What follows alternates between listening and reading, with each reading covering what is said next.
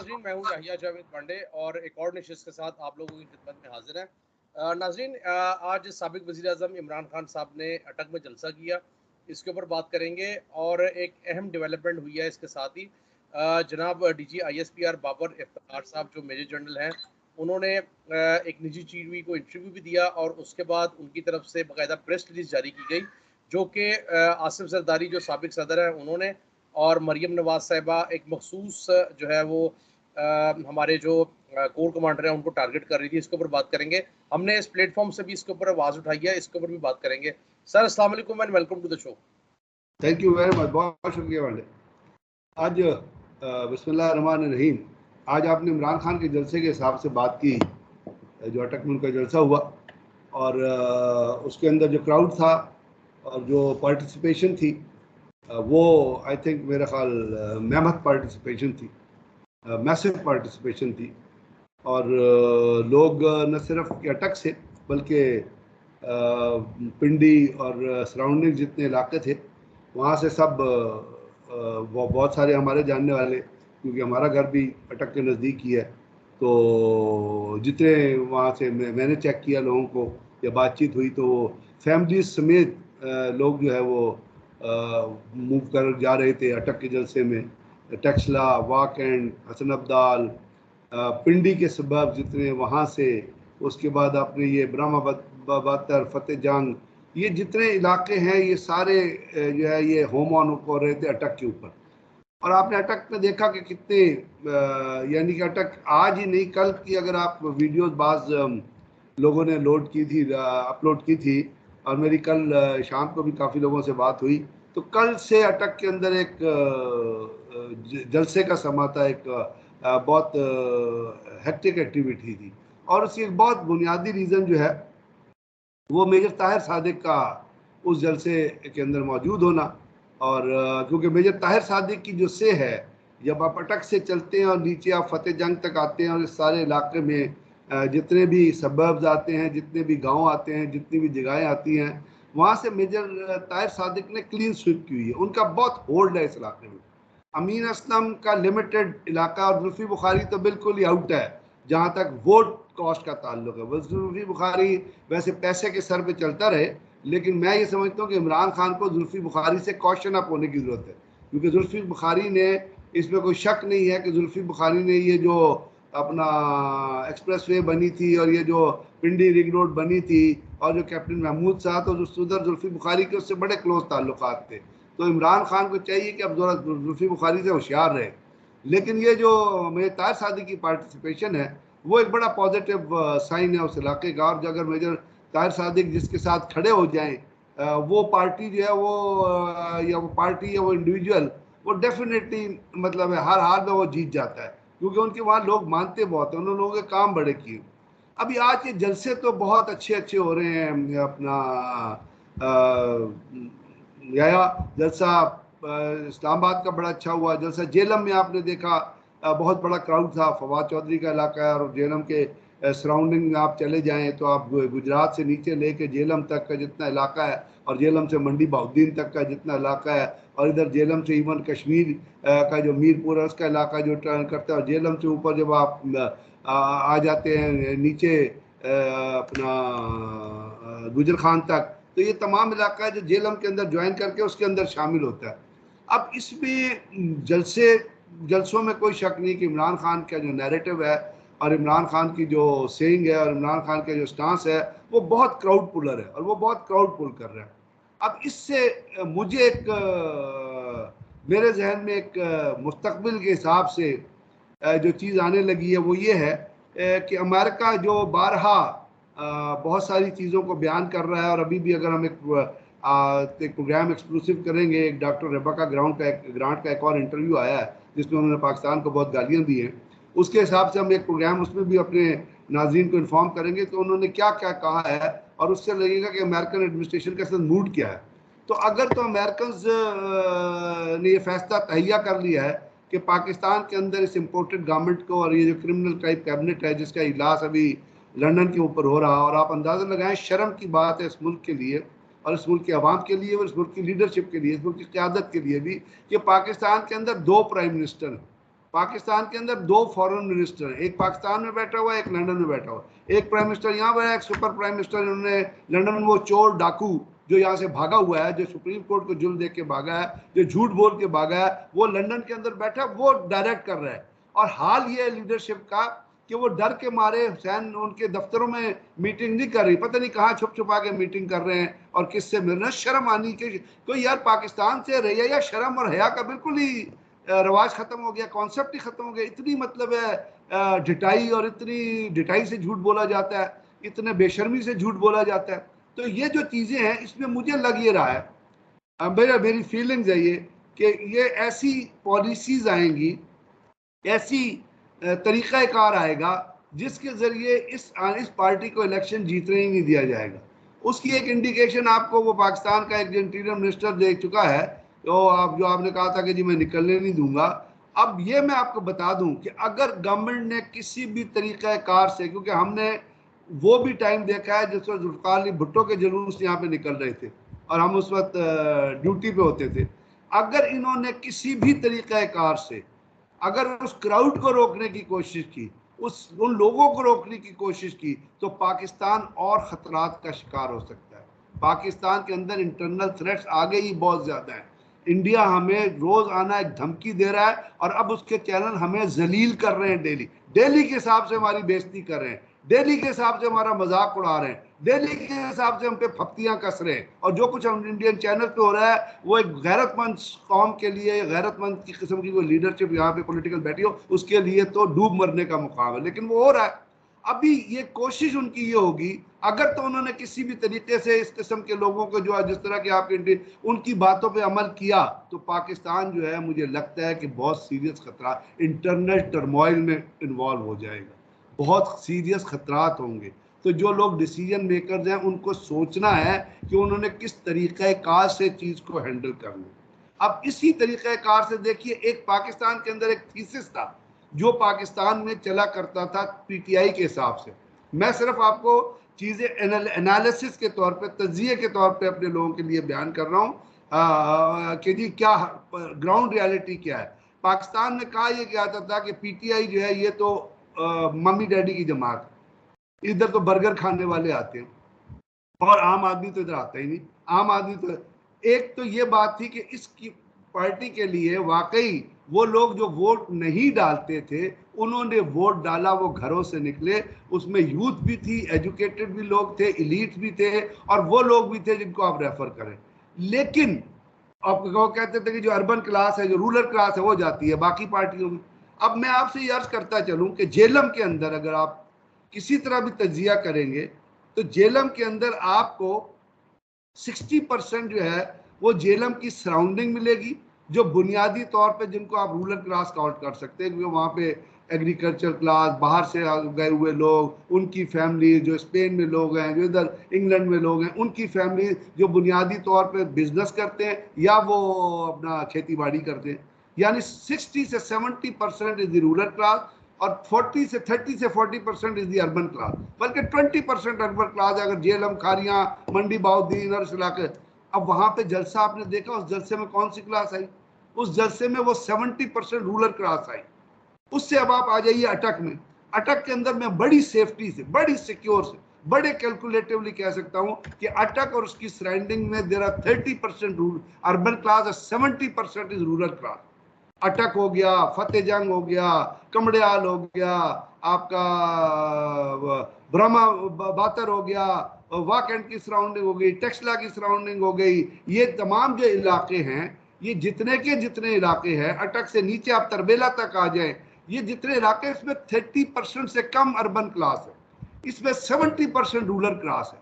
और आज देखिए 70% रूरल क्लास ने उस जलसे को भी भर दिया, अटक शहर को जाम कर दिया। इसका मतलब वो जो थीसिस कुछ हमारे इंटेलेक्चुअल, कुछ तजियाकार, कुछ सोच रखने वाले लोग ये लेके चलते थे, जो एक चीज से इस पॉइंट को ले कि जी यहाँ तो अर्बन क्लास आती है, रूरल क्लास तो आती नहीं। तो आज उन्होंने साबित कर दिया कि पाकिस्तान के अंदर अर्बन और रूरल क्लास का एक मैशअप हो गया, और वो मैशअप हुआ है, वो ज्वाइनिंग हुई है, वो अपना एक दूसरे के साथ मिलके खड़े हुए हैं उस चीज पे जो नैरेटिव है इम्पोर्टेड गवर्नमेंट के खिलाफ, जहां पे ये कहा जा रहा है कि अमेरिका ने पाकिस्तान की बेइज्जती की है। अमेरिका ने पाकिस्तान के ऊपर अपनी धौंस ठोस दी है, अमेरिका ने पाकिस्तान को ब्लैकमेल किया, अमेरिका ने एक सिटिंग गवर्नमेंट, एक गवर्नमेंट को हटा के एक इम्पोर्टेड गवर्नमेंट जिसके अंदर 60% क्रिमिनल्स मौजूद हैं जो या अपना बेल पे है या उनके खिलाफ केसेस चल रहे हैं। आपके प्राइम मिनिस्टर के खिलाफ केस चल रहा है, चीफ मिनिस्टर के खिलाफ। आज ये कहा जा रहा था कि जी नैब ने केसेस विड्रॉ करें, आज नैब की भी क्लैरिफिकेशन आई है कि जी केसेस विड्रॉ खत्म नहीं हुए हैं, वो उसके यानी केसेस चल रहे हैं, केसेस अलाइव हैं। चीफ मिनिस्टर पंजाब के खिलाफ केस अलाइव है, प्राइम मिनिस्टर, ये इसमें कोई कॉन्स्पिरेसी तो नहीं है ना? FIA की। जी हाँ, इसमें कोई गलती तो नहीं है, इसमें कोई थ्योरी तो नहीं है, प्रैक्टिकल चीज है ना। तो अगर वो क्रिमिनल्स हैं तो लोग उन क्रिमिनल्स के खिलाफ खड़े होंगे, चाहे वो क्रिमिनल्स अभी तक कन्विक्टेड नहीं है, उनके खिलाफ हम ये कह सकते हैं उनके खिलाफ केसेस है, वो मुलजिम है, अभी तक वो मुजरिम नहीं हुए लेकिन मुलजिम तो है ना, ये तो this is writing on the wall. तो उनके खिलाफ लोग जो खड़े हुए हैं, इसमें आपको वो अर्बन और रूरल की डिवाइड खत्म हो गई, औरत और मर्द की डिवाइड खत्म हो गई, फैमिलीज बाहर निकल रही है ये सोच के कि हमारे साथ अमेरिका ने जो चीज़ आप पे इम्पोज किया वो उनको एक्सेप्टेबल नहीं है। तो ये चीज़, ये मैसेज जो कन्वे हो रहा है, ये मैसेज पाकिस्तान की आवाज़ बन के कन्वे हो रहा है। तो इस हिसाब से मैं कह रहा हूँ कि आने वाले दिनों में जो बाहर के मास्टर्स इस चीज़ को ऑब्जर्व कर रहे हैं और उनके जिनके साथ ताल्लुकात हैं, उसमें वो फ्री और फ्री पाकिस्तान के आने वाले इलेक्शन में रखना डालने की कोशिश करेंगे। एक फैब्रिकेटेड इलेक्शन होंगे, एक फोर्स्ड इलेक्शंस होंगे, क्योंकि देखिए आर्मी ने तो बड़ा कैटेगोरिकली कह दिया फौज ने कि हम किसी किस्म की सियासत का हिस्सा नहीं बने। DGISPR की तरफ से अहम बयान आया है और वो जो साबिक DGISI हैं उनके हवाले से उन्होंने जो बात किया उसके ऊपर बताइएगा कि कितनी अहम बात है, और हम अपने प्लेटफॉर्म से भी यहाँ से बात करते रहे हैं कि इस तरह की चीजें ना की जाए, और उसके बाद बिलाखिर जो है वो आज बयान आ गया। देखिए, तो एक तो पहले टॉपिक से रिलेटेड क्योंकि आपने कहा तो मैं DGISPR का आज बयान उस पर भी आया है। उन्होंने कहा जी हम किसी किस्म की सियासत का हिस्सा नहीं है, हमको सियासत से दूर रखें, अगर हमें इलेक्शन में बुलाया गया तो हम अपनी खिदमत पेश कर देंगे, ना बुलाया गया तो हम उसका हिस्सा नहीं बने। वेरी क्लियर, इसके अंदर कोई शक की गुंजाइश तो नहीं है ना। उन्होंने बड़े क्लैरिटी से अपना नुक्ता नज़र जो है वो पेश कर दिया और वो उसके ऊपर कायम रहेगी फौज। अब अगर वो चीज़ है तो मैं आपसे यही अर्ज कर रहा हूँ, क्योंकि आर्मी इंश्योर कराती थी कि फ्री एंड फेयर इलेक्शन हो पाकिस्तान के अंदर, ये तो सारी जो आपके ये जो कैबिनेट है और जो हुकूमत है, इन्होंने तो मैनिपुलेट करने हैं इलेक्शन। इसीलिए मैं आपसे कह रहा हूँ कि ये जो मिक्स इस वक्त आपको नजर आ रहा है, जो मकबूल जो लोग बाहर निकले हैं एक जुल्म के खिलाफ, उसको अब मैनिपुलेट करने की कोशिश कीजिए, और वो मैनिपुलेट करेगी ये हुकूमत, और उसके अंदर आपको फ्री एंड फ्री इलेक्शन की कोई उम्मीद होनी नहीं चाहिए। आई विश हम प्रोग्राम जब भी करें जब इलेक्शन, लेकिन आज मैं आपको एक एंटीसिपेशन में एक चीज बता रहा हूं, तो इसके खिलाफ जो है जो अदारे इलेक्शन करवाएंगे, क्योंकि election chief election commission is doubtful, आपको पता है उसके अंदर उसका कोई इत्मीनान नहीं है, वो is not a dependable person, he is not a transparent man, वो ट्रांसपेरेंट आदमी नहीं है। अभी भी जो उसने फैसला दिया है 63A में, वो ट्रांसपेरेंसी पे बेस नहीं करता, और क्या हॉर्स ट्रेडिंग होती है। तो भारत ये उसका फैसला है, हम उसके खिलाफ बात ही कर सकते हैं, लेकिन वो फ्री एंड फेयर इलेक्शन नहीं करवाएगा, ये सिस्टम नहीं करवाएगा। तो इसके लिए वो अदारे जो जिम्मेदार हैं उनको भी नोटिस देने की जरूरत है कि पाकिस्तान को अगर टर्मोइल से निकालना है, खतरात से निकालना है, तो आप एक फ्री एंड फेयर इलेक्शन की तरफ जाएं। अभी देखिए, आज DGISPR ने बड़ा कैटेगोरिकली उन चीज़ों के उन चीज़ों को पॉइंट आउट किया जिसमें पाकिस्तान की बड़ी रिस्पेक्टेड और बड़ी अपना कमिटेड और बड़ी डेडिकेटेड डिवोटेड पर्सनैलिटीज़ को जो टारगेट किया जा रहा था। यानी आपने देखा जो जनरल फैज़ के खिलाफ बात हुई तो उन्होंने कहा कि 11 और वाकई 11 कोर जो है वो पाकिस्तान की सबसे बड़ी प्रेशर में है। वो कोर डिप्लॉयड है नॉर्थ एंड साउथ वजीरिस्तान के अंदर और बाजोड़ के अंदर और जितने आपके वो इलाके जहाँ पे शोरिश हो रही है, और आज से डिप्लॉयड नहीं है वो। आज जब से सवात का ऑपरेशन वो शुरू हुआ था उस वक्त से लेके आज तक वो ऑपरेशन जो है वो 11 कोर की जेर निगरानी हो रहा है, और अल्हम्दुलिल्लाह उसके अंदर बहुत कामयाबी हासिल की फौज ने। वहाँ से वो जो दहशत गर्दी था उसका अफरियत उठा के फेंक दिया बाहर। सिर्फ वही नहीं किया बल्कि बहुत सारा मैसिव डेवलपमेंट वर्क हुआ है आपकी एजेंसीज में, जो कम्युनिकेशन इंफ्रास्ट्रक्चर के हिसाब से है, रोड इंफ्रास्ट्रक्चर के हिसाब से, स्कूल के हिसाब से, कॉलेजेस के हिसाब, यहाँ तक कि स्टेडियम बनाया गया जिसके अंदर आपने देखा एक मैच भी हुआ था, क्रिकेट मैच भी हुआ था।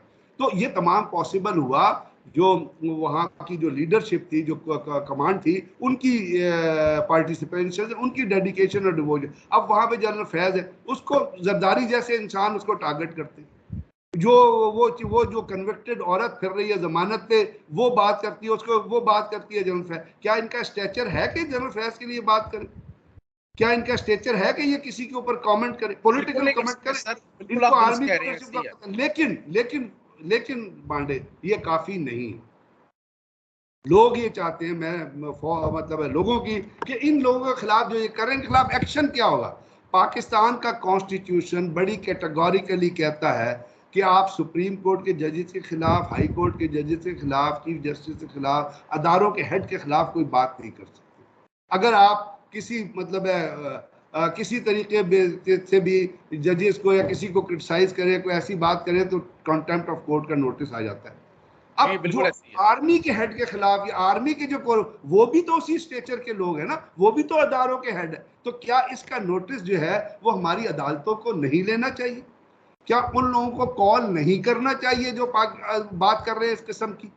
क्या ये उनकी ड्यूटी नहीं बनती? कॉन्स्टिट्यूशन क्या ये ग्रांट नहीं करता? पाकिस्तान का कानून क्या इसके ऊपर वाजिया नहीं है? तो आर्मी ने तो, जो DGISPR ने पहले भी फरमाया था, कहा था कि जी हम तो बेआवाज है, फिर भी वो अपनी क्लैरिफिकेशन देते हैं। आज जो उन्होंने आज जो बात की वो सिर्फ क्लैरिफिकेशन है, उसके अंदर कोई, उन्होंने कहा जी एक्सपेक्ट करते हैं। अगर एक्सपेक्ट तो पहले भी करते, लाइन लिखी हुई है कि ये हमारा जो है ये वजाहती बयान है और इससे ज्यादा हम इसमें जो है वो कोई बात नहीं करेंगे। और हमारे पास, मैं यही अर्ज कर रहा हूँ ना, वो क्या है, उन्होंने तो वजाहती बयान दिया, लेकिन इसके ऊपर कोई एक्शन भी तो होना चाहिए। यानी इसके ऊपर जो लोग ये काम रिपीटेडली कर रहे हैं, नवाज शरीफ वहां बैठ के बात करता था लंदन के अंदर, तो लंदन की गवर्नमेंट से आपको केस टेकअप नहीं कर सकती थी हुकूमत। ये तो इमरान खान साहब को उसमें चाहिए था कि जी हमारे अदारों के हेड के खिलाफ बात कर रहा है, इसको चुप कराएं, खामोश करवाएं। वहां से पाकिस्तान के अंदर शोरिश हो रही है, हालांकि यूके की गवर्नमेंट ने करना कुछ नहीं था, लेकिन आप डिप्लोमेटिक लेवल पे आवाज तो बुलंद कर सकते थे। अब जो कुछ हुआ है और जो हो रहा है, उसके ऊपर कुछ अदारों को इस चीज का नोटिस लेना चाहिए। आर्मी बजाते खुद क्लैरिफिकेशन ही दे सकती है जो उन्होंने दिया। और वो बारहा एक चीज को कह रहे हैं, पाकिस्तान के जितने भी कोर कमांडर्स हैं, दे आर रिस्पेक्टेबल पीपल। वो बड़ी मेहनत से, बड़ी हिम्मत, बड़ी अपना जान फिशानी से काम करके यहाँ तक पहुंचे। लेकिन इसके ऊपर कोई एक्शन होना चाहिए उन अदारों की तरफ से जो इस चीज को देख रहे हैं कि ये रिपीटेडली हो रही है। तो कम से कम कोई नोटिस सर्व होना चाहिए, कोई एक्शन होना चाहिए, कोई ये होना चाहिए कि जी आपको हम कॉल कर सकते हैं, उनको रोकना चाहिए। आर्मी तो इस तरह भी कहती है कि हम एक्सपेक्ट करते हैं उनको, जो अदारे हैं, जो कोर्ट्स है, बाकी हम उनसे एक्सपेक्ट करते हैं कि वो डिमांड करें उनसे कि रोको इसको, stop this nonsense. They should say stop this nonsense. जो आप अपना आर्मी लीडरशिप के खिलाफ आप मुख्तलिफ औकात में बातचीत कर रहे हैं। क्योंकि अगर देखिए फौज जो है वो लास्ट मिनट है ब्रिगेड साहब, हमारे पास लास्ट मिनट ही है।